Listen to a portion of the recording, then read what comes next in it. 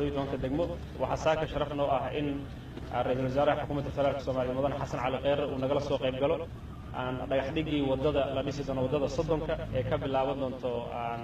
isgoyska shaqaalaha ama ka bilaaban doonto warshada caanaha gaar ahaan dugsi sare Taleex oo ilaa ay ku gaari doonto isgoyska Fagax insha Allah muddo bilooyin ay ku dhamaan doontaa waxayna ka mid tahay waxyaabaha ummadda Soomaaliyeed maanta ay ku faani karto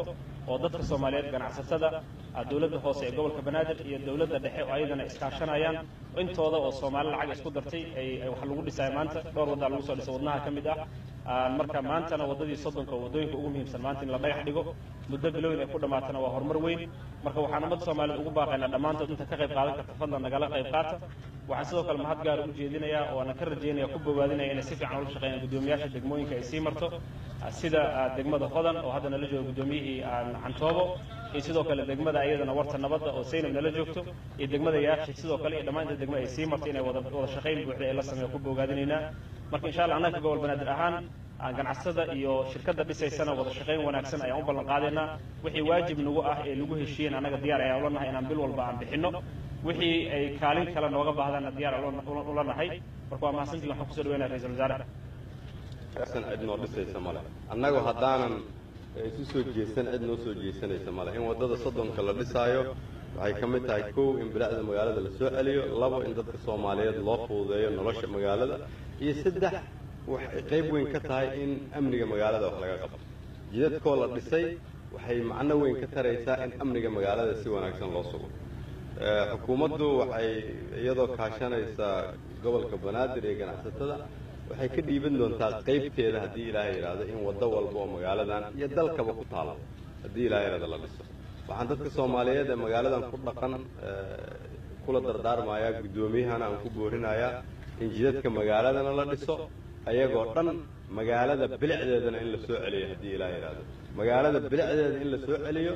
oo la nadiifiyo iimaankeenna ayay qayb weyn ka tahay dawladnimada ayay qayb weyn ka tari doontaa shacabka Soomaaliyeed waxaan ugu baaqayaa meel walba ay joogaan inay ka qayb qaataan dib u dhiska dalkooda ganacsatada Soomaaliyeed is abaabushay aad ayaan ugu mahad celinayaa ganacsatada ka shaqeysa dhisidda jidadka iyagana si gooniya ayaan ugu mahad celinayaa waa mahadsantihiin wassalaamu calaykum waraxmatullahi wabarakaatu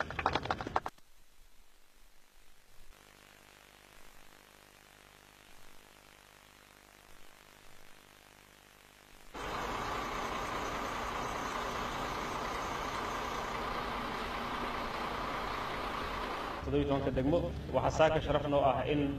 ra'iisul wasaaraha xukuumadda federaalka Soomaaliya mudan Xasan Cali Kheyre uu nagala soo qayb galo dhagax dhigii wadada la dhisi doono wadada Soddonka ee ka bilaaban doonto isgoyska shaqaalaha ama ka bilaaban doonto warshada caanaha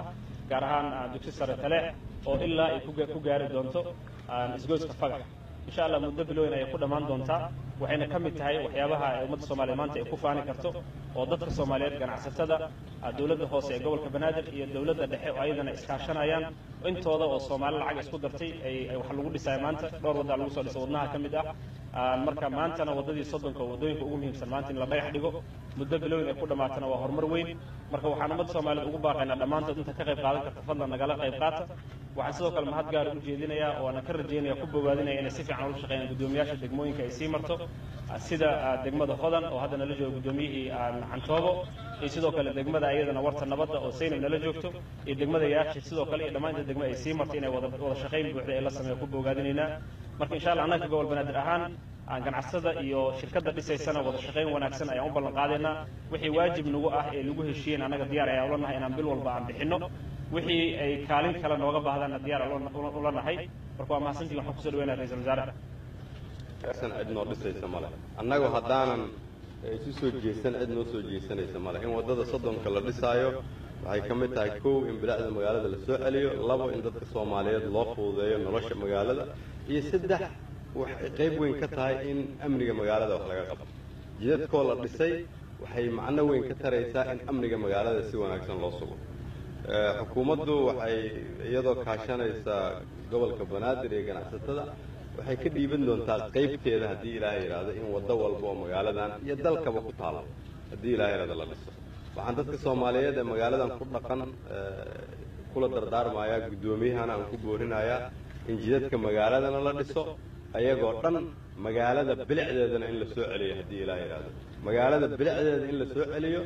oo la nadiifiyo iimaankeenna ayay qayb weyn ka tahay dowladnimada ayay qayb weyn ka tari doontaa shacabka soomaaliyeed waxaan ugu baaqayaa meel walbay joogaan inay ka qayb qaataan dib u dhiska dalkooda ganacsatada soomaaliyeed is abaabushay aad ayaan ugu mahad celinayaa ganacsatada ka shaqaysa dhisidda jidadka iyagana si gooniya ayaan ugu mahad celinayaa waa mahadsantihiin wasalaamu calaykum waraxmatullahi wabarakaatu